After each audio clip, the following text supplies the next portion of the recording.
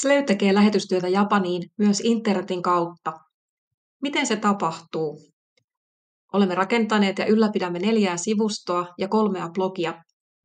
Sivustot ovat Raamattuopetussivusto Bible Toolbox, Lutherin hartauskirjoituskokoelma, elämän tarkoitusta pohtiva sivusto ja Tokion japanilaisen Suomi-kirkkoseurakunnan kotisivu.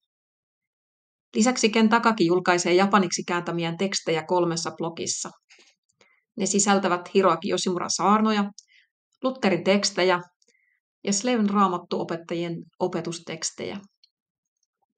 Internet-lähetystyössä vastataan myös japanilaisten kysymyksiin kristillisestä uskosta ja tiedotetaan tavoittavista tapahtumista.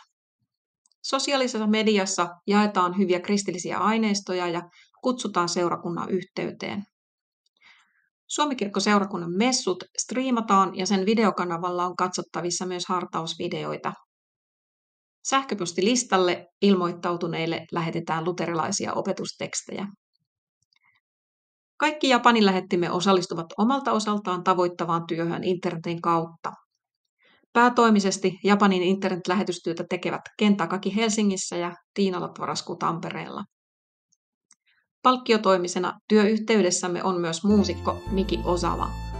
Hän on kääntänyt japaniksi ja levyttänyt Pekka Simojoen Hiljaisuuden lauluja -levyn kappaleet, ja ne ovat vapaasti kuunneltavissa netissä. Tämän muotoisen lähetystyön kautta tavoitamme niitä japanilaisia, jotka eivät vielä ole kuulleet evankeliumia Jeesuksesta.